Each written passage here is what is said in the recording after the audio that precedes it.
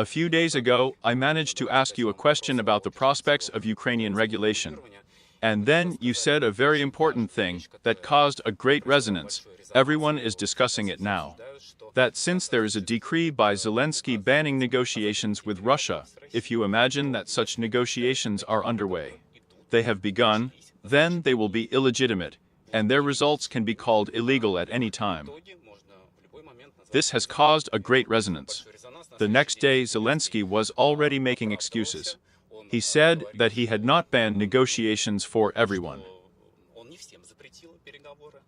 He allegedly left such an opportunity to himself, and spoke in such a way that he accepted this decree in conditions when Russian troops were standing near Kiev, explaining this by the fact that it was allegedly necessary to fight separatism, to preemptively fight possible shadow negotiations on various lines and channels with Russia. And so he concluded this speech by saying that I am the leader of the negotiations, and banned the rest of the negotiations. That's how you like this reaction. Negotiations, in fact, we began immediately after the start of it. Initially, we told the Ukrainian leadership of that time, people in the LPR and DPI do not want to be part of Ukraine. Get out of there, and that's it. That's the end of it. There is no fighting, there is no war. We will fight. But, nevertheless, the negotiations immediately agreed. It was back at the end of February of the 22nd year. Then contacts and meetings began in Belarus. Then we moved to Istanbul. What was going on there? Somewhere in the end. At the end of March, we received a paper from Kiev.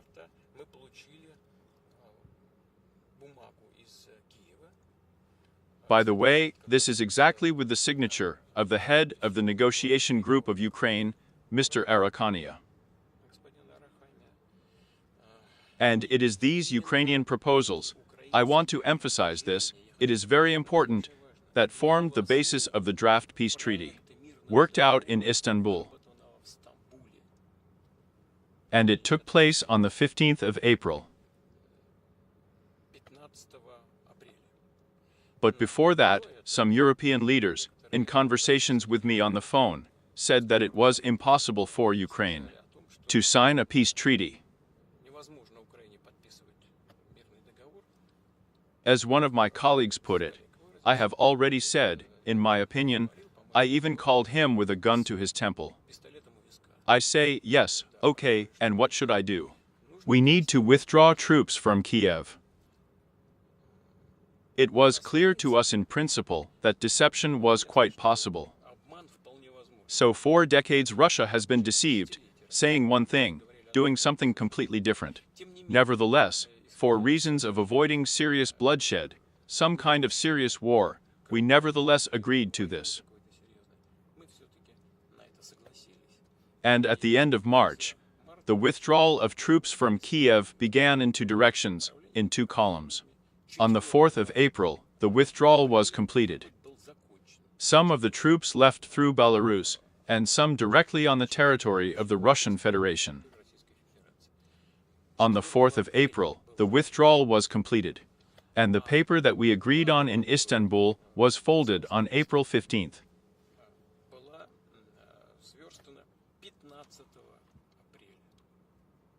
Then, when Kiev no longer had Russian troops, and almost on the same day, although there were things that were controversial, and the foreign ministry pointed to this, and a number of our other authorities.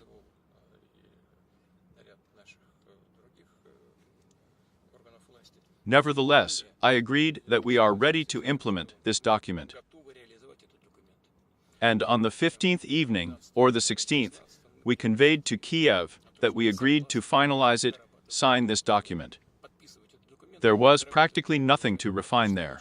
There was only one point that the Ukrainian side offered to consider and put an end to at a personal meeting of the 2 presidents. I agreed with that too. But suddenly information came from Kiev that they needed to consult with their allies.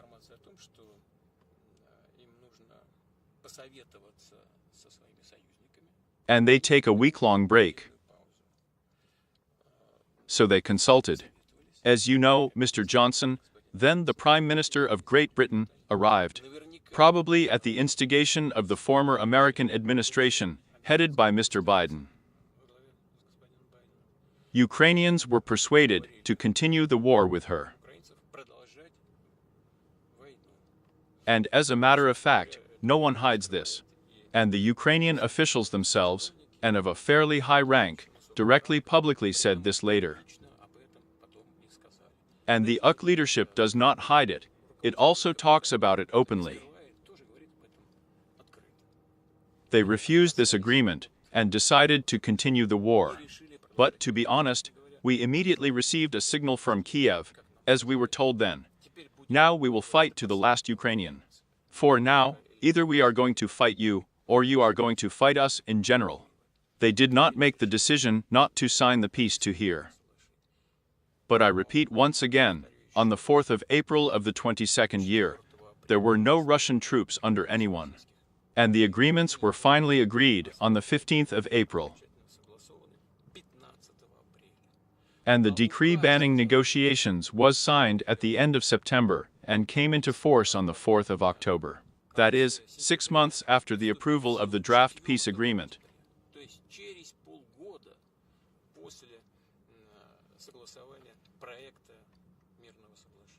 Therefore, it is completely incorrect to say that the ban on negotiations was introduced when Russian troops left near Kiev.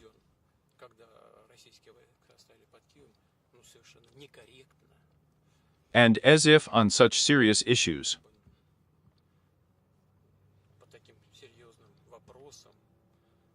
So trying to mislead your society, the world community, is at least incorrect.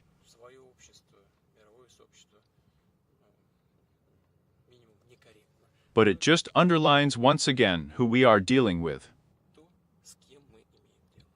And if Zelensky says that it is possible to negotiate with him, well, does it make it clear that it is possible to negotiate with him, in your opinion?